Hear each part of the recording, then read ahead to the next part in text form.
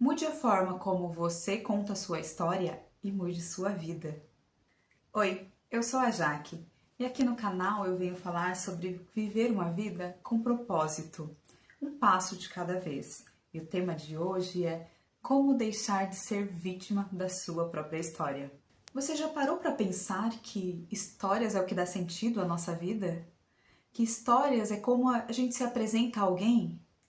É por histórias que a gente gera conexões com outras pessoas. No meu caso, é por histórias que eu também relaciono com a minha família que está distante. Histórias é o que a gente ouve dos que se foram, e histórias é o que vai restar da gente quando não estivermos mais aqui. As histórias nos oferecem um senso de identidade, propósito e pertencimento. Agora me diz você, que histórias você tem contado da sua história? Que histórias você tem contado para os outros e principalmente para si?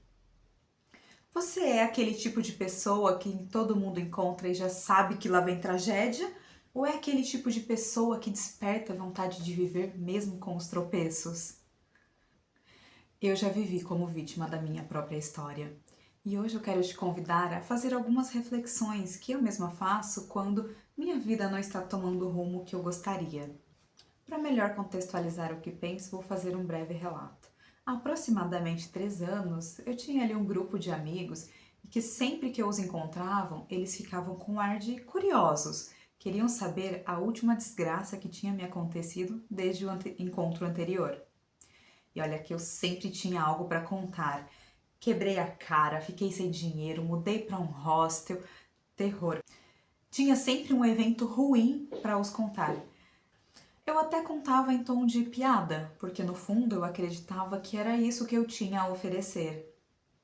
Até que um dia uma amiga ali do grupo virou para mim e disse: Nossa, Jaque, eu adoro ouvir suas histórias, faz a minha vida parecer tão mais fácil. E essa fala alugou um triplex na minha mente por semanas. Minhas dores estavam servindo de entretenimento para os outros. E eu comecei a questionar: que tipo de história eu estou escrevendo aqui? Porque ser uma pessoa azarada definitivamente não é o papel que eu quero viver. E eu tomei a decisão de, nos próximos encontros, abordar uma narrativa diferente.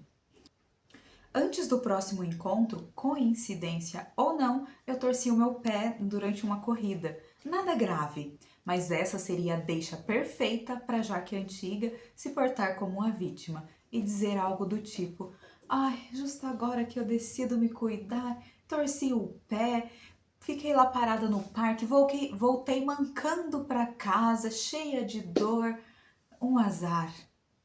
Mas, para a decepção dos meus espectadores, resolvi abordar uma narrativa diferente. Algo mais do tipo: Ai, no outro dia eu saí para correr e acabei torcendo o pé, mas eu estava num parque tão bonito, sentei à beira do lago e fiquei olhando os patinhos.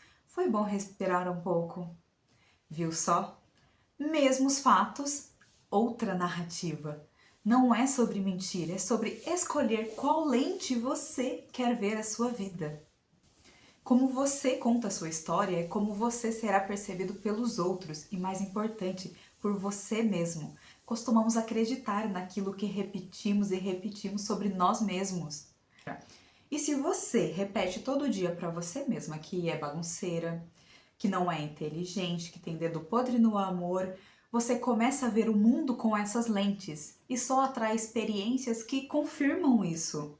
Hoje eu vejo a vida de forma muito mais leve e positiva. E não é que eu romantize a tragédia ou que eu não sofra por algum evento trágico na minha vida. Mas eu parei de dar holofote ao problema e comecei a focar mais na solução. Mas isso levou tempo e treino. Narrativa é treino.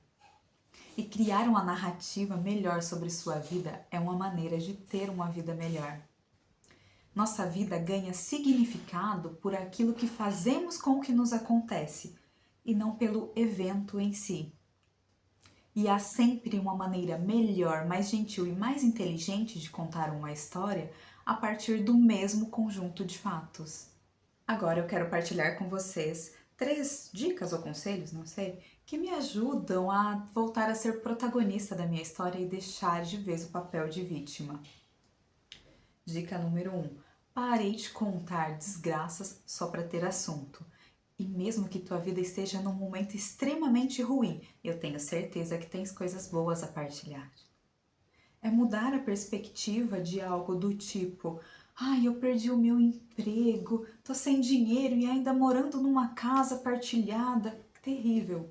Para algo mais do tipo: ah, finalmente estou passando mais tempo em casa, cozinho com calma, finalmente consegui começar um curso que venho adiando há anos e ainda tenho vários colegas de outras nacionalidades com os quais eu consigo praticar idiomas. Vê a diferença?